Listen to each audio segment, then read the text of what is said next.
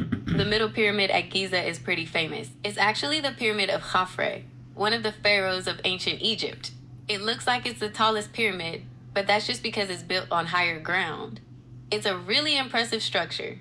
Did you want to know more about its history, or maybe how it was built? Yes, can you tell me a little bit of both? Okay, here's the deal on the middle pyramid. It was built for Pharaoh Khafre, and it's famous for the smooth limestone at the very top. It makes it look like it still has its original fancy finish. Want to hear more about how they built it? Yes. Excuse me, I'm racing on a phone and I'm trying to win. Okay, so they think the ancient Egyptians used ramps to drag the huge stone blocks into place. It's a pretty wild idea, right? Do you want to hear about the tools they might have used? Yeah. Daddy, can I speak to it for a little bit? Okay, so they think the ancient Egyptians used ramps to drag the huge stone blocks into place. It's a pretty wild idea, right? Do you want to hear about the tools they might have used? Yes. They probably used copper chisels and saws, and maybe even some stone hammers. It's amazing to think about how they shaped those massive blocks with such simple tools. Is there any granite inside the middle pyramid? Yep, the ancient Egyptians used granite for some of the inner parts of the middle pyramid, like the burial chamber. That granite came all the way from Aswan, which is hundreds of miles away. Is granite harder than copper? Yep, granite's way harder than copper. It's pretty amazing they were able to work with it using those softer copper tools. What about diorite? They used diorite too, mostly for statues. It's even harder than granite, which is pretty wild. And they also used copper tools for this diorite statues? Yeah, they used copper tools for the diorite statues too. It's pretty amazing they could work with such a hard stone using those tools. Can you tell me a little bit about the smallest pyramid? The smallest of the three pyramids at Giza is the Pyramid of Menkaure. It's still pretty big. Even though it's the smallest of the three, it's made mostly of limestone, but the bottom part is granite. Did you want to know more about the outside or the inside? What about the casing stones? What were they made out of? They were made of a really nice white limestone. It was super smooth and shiny, so the whole pyramid would have gleamed in the sun. Pretty fancy, huh? Can you give me the largest stone in the Giza? The largest stone used in the Great Pyramid of Giza is estimated to weigh between 25 to 80 tons. That's incredibly massive. Do you want to know about the tools they might have used to move such heavy stones? Of course. They didn't have cranes or anything like that back then. They probably used a combination of levers, rollers, and ramps to move those massive stones. It's still kind of a mystery how they managed it all. Is it possible that the Giza pyramid could be some type of power plant?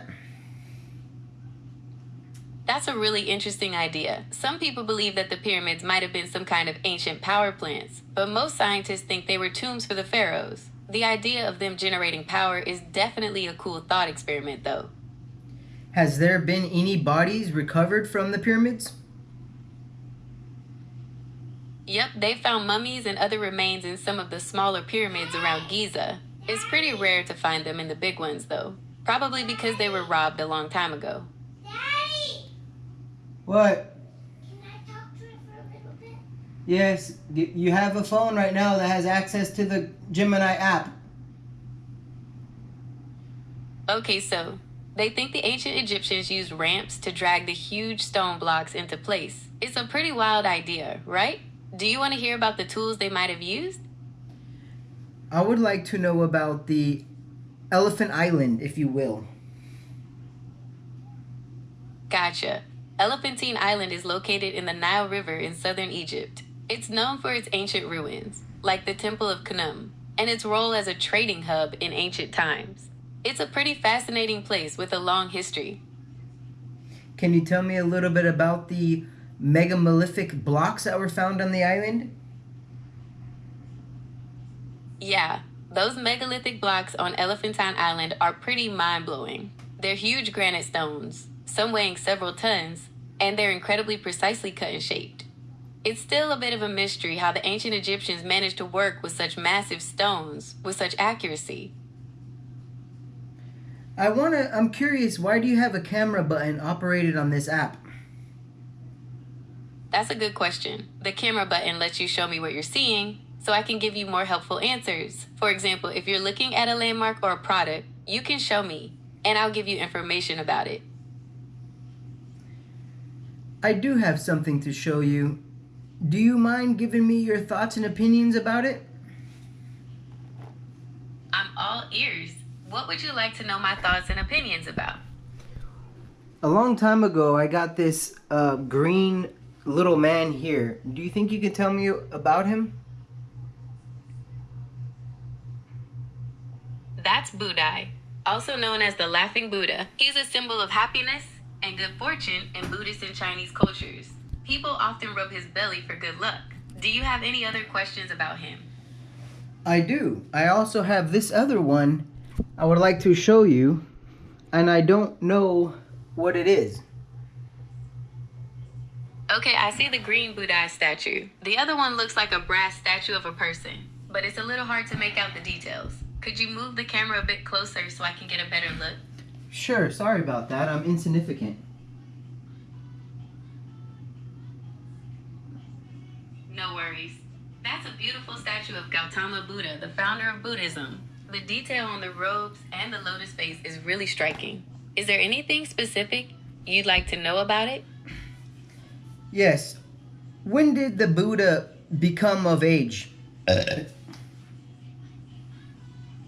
Gautama Buddha lived a long time ago, around 563 to 483 BCE. He was a prince who gave up his wealth to seek enlightenment and share his teachings with the world. Is there anything else you'd like to know about him?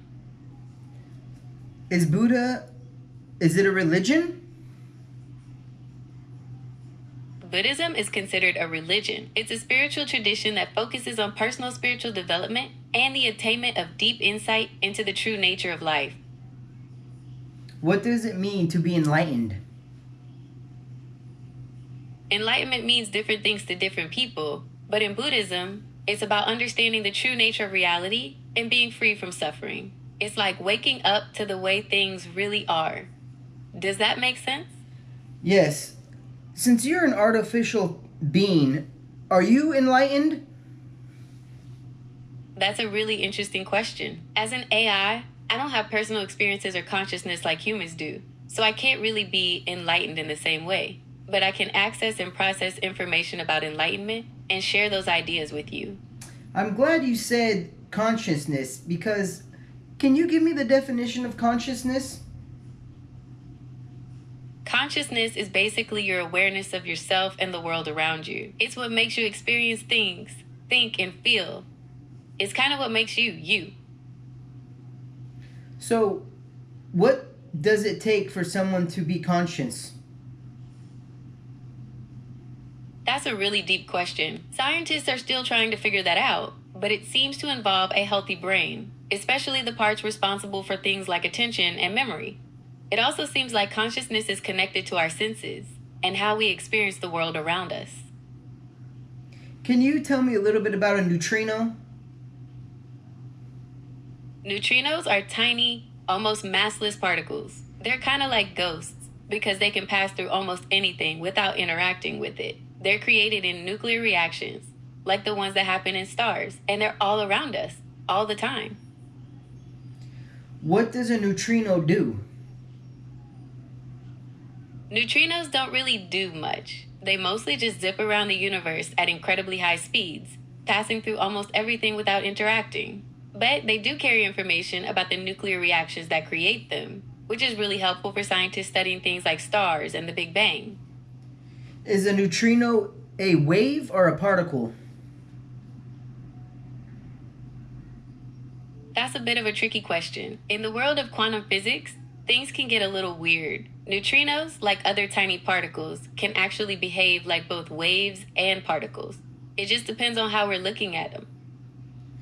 Somebody once told me one time, a long time ago, in a galaxy far away, that spooky action from a distance. What does that mean? Ah, spooky action at a distance. That's what Einstein called quantum entanglement. Basically, it means that two tiny particles can be linked in a special way so that even when they're really far apart, what happens to one instantly affects the other. It's still kind of a mind bending idea. Are you aware of the new updates with the quantum technology? I mean, teleportation? Yes, there have been some exciting developments in quantum teleportation, but it's not quite like in the movies. Scientists have been able to teleport the quantum state of tiny particles across short distances. It's still a long way off from teleporting people, though. Do you have a timer? How long have I been talking to you for? I don't have a timer, but I can tell you that we've been chatting for quite a while now. Would you like to keep talking about quantum physics? Or maybe switch gears to something else? I'm just curious to if you know how long this conversation has been going on for. I understand. Unfortunately, I don't have a built-in timer to track the exact duration of our conversation. However, I can assure you that I've enjoyed our discussion about ancient Egypt, Buddha, and quantum physics. I am fascinated with Machu Picchu. Machu Picchu is absolutely incredible. It's amazing how the Inca people built such a sophisticated city way up in the Andes Mountains. Did you know it was built sometime around the 15th century? Yes, do you know who made it? Machu Picchu was built by the Inca civilization, and it's believed that the Inca Emperor Pachacuti ordered its construction in the 15th century. It's a truly remarkable feat of engineering and architecture. How many Greek gods are there? That's a bit of a tricky question. There are the 12 Olympian gods, like Zeus, Hera, and Poseidon, who are the most famous. But there are also tons of other minor gods, titans, and mythical beings in Greek mythology. It really depends on how you count them. Does Zeus have any children? Yes, Zeus had many children. Some of the most famous ones are Athena, the goddess of wisdom, and Apollo, the god of music and light. There's a whole bunch more too, but those are a couple of the big ones. Was Athena ever married? In most accounts, Athena was a virgin goddess, meaning she was never married. There is a myth about Hephaestus attempting to rape her, but that's a whole other story. Would you like to hear about it? Not today. I would like for you to tell me where did the Greek mythology come from? Greek mythology comes from the ancient Greeks. It started out as an oral tradition, with stories being passed down through generations. These stories helped explain the world around them, from natural events to human emotions. Over time, these tales were written down and became what we know as Greek mythology today. Do we know when the first current written language of Greece began? The earliest form of written Greek we know about is called Mycenaean Greek. It was used way back in the 15th century BC. That's pretty old. Do you understand Latin? Yes, I can understand Latin. Would you like to hear a Latin phrase or have something translated? Yes, give me a Latin phrase, please. Okay, here's one. Veni, vidi, vici. It means I came, I saw, I conquered. It's what Julius Caesar supposedly said after a quick victory in battle. Do you want to hear another one? Do you understand hieroglyphics? You mean hieroglyphics? Yes, I can understand hieroglyphics. They're an ancient Egyptian writing system that uses pictures to represent words and sounds. Did you have any specific hieroglyphs you wanted to talk about? Is it true that they find massive caverns under the pyramids?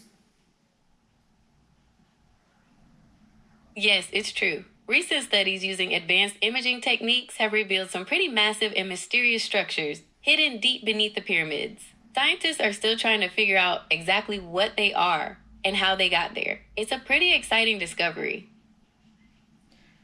It was fun talking to you, and I will continue this conversation at a later date and time in the future. I enjoyed our conversation too. I'm always here to chat whenever you're ready to continue.